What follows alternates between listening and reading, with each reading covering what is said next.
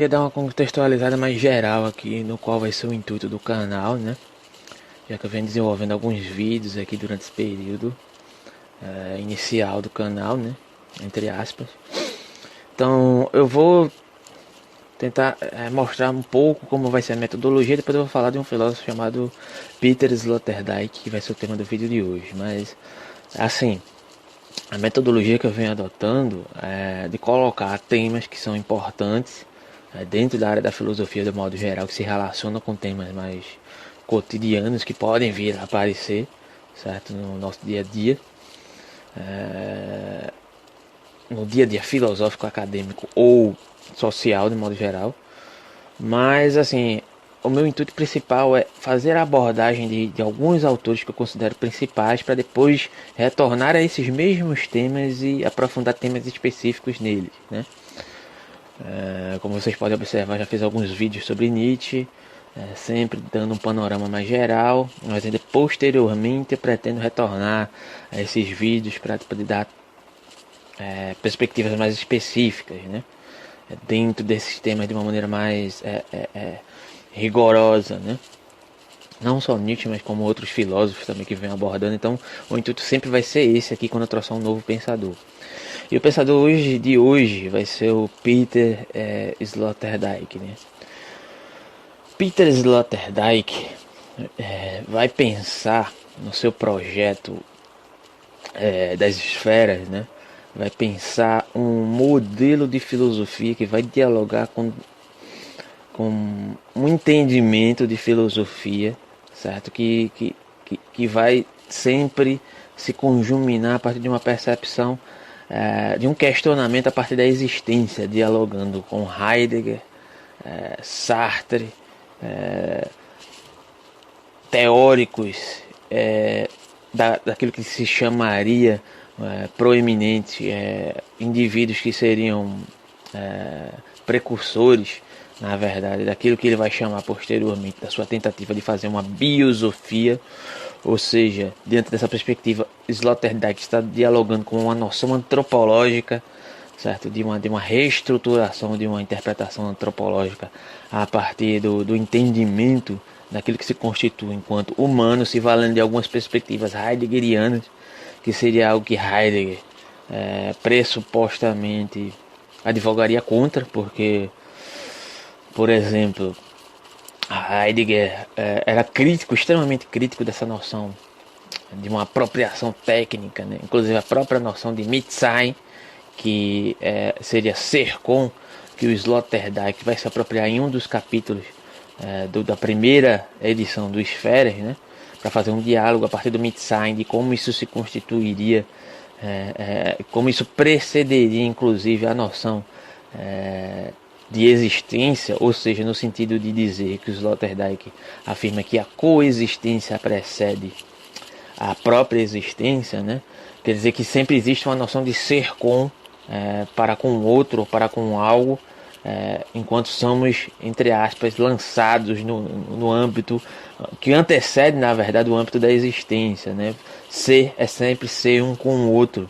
Só que essa noção de Mitsein em Heidegger está muito mais ligada a uma crítica que o próprio Heidegger faz à instrumentalização desse tipo de conhecimento filosófico, a instrumentalização daquilo que ele se opunha, né, que era um tipo de conhecimento científico, antropológico, né, que o Sloterdijk vai se apropriar para justamente criar uma antropologia, para poder criar uma metabiologia, certo? Um discurso metabiológico, se apropriando de determinados conceitos da própria biologia para poder pensar uma nova antropologia ou uma antropotécnica, né? Ou ainda aquilo que se entenderia a partir de uma antropotécnica, um pós-humanismo, né? Que é que denotaria de certa forma a influência que há em Sloterdijk a partir de uma reflexão acerca daquela noção de além do homem em Nietzsche, né? Só que por um viés bem específico, porque o Sloterdijk vai se apropriar, além dessas noções, do modo de escrita ensaístico, que é bem evidente, que de certa forma ele é influenciado por Nietzsche. Ele vai se apropriar de outras questões, né? De reflexões ontológicas a partir da fenomenologia de Husserl, inclusive a partir da noção de suspensão de juízo, de Epoché, né? Para poder criar a interpretação que se dá, não interpretação, mas uma narrativa, né? Que é a proposta do Sloterdijk, que de certa maneira já vai estar explicitada no livro No Mesmo Barco, que é reconhecido por muitas vezes como um livro que seria um livro introdutório ao Esferas, né? 1, 2 e 3, na verdade, que é um livro com mais de 2.000 páginas, na verdade.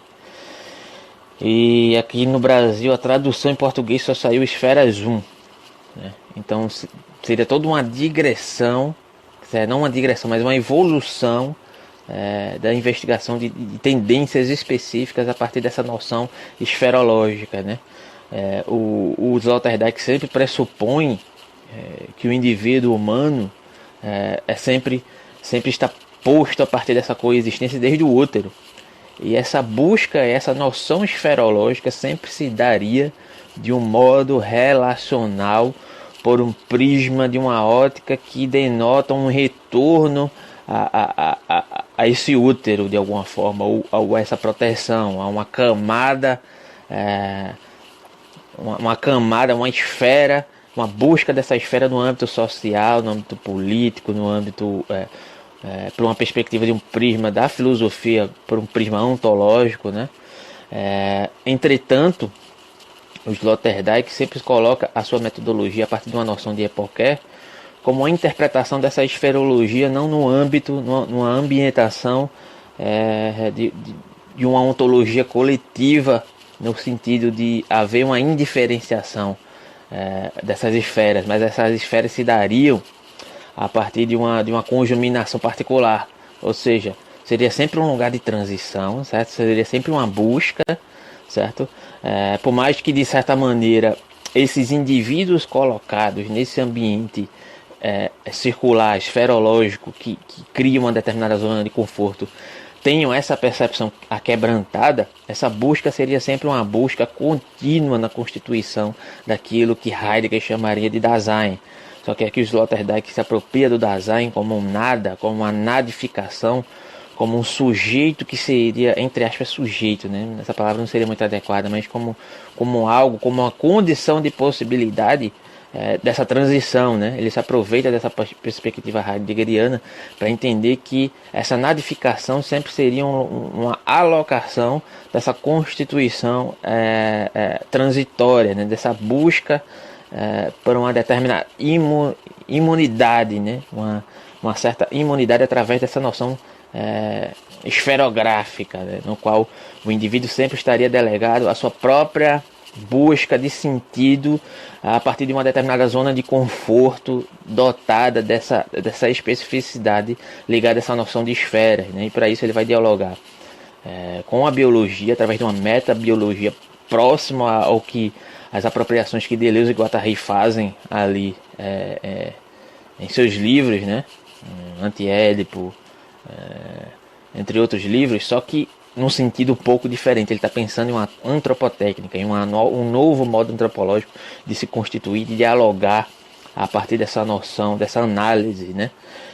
Que o Sloterdijk pressupõe a partir de um diálogo com a fenomenologia russeliana, com Heidegger, e um pano de fundo nietzschiano, entre outros tantos diálogos que ele suscita ali. Inclusive tem um teórico, que eu me esqueci o nome agora, da biologia, que vai suscitar, vai provocar em Sloterdijk essa reflexão de uma necessidade de um discurso da biosofia, né? Ou seja, um discurso biológico, ou seja, um discurso filosófico a partir das noções biológicas, a partir de um exame conjuntural narrativo, né? Uma investigação que vai se dar também por outros prismas, a partir de uma investigação antropológica desde os fundamentos da pré-história, né?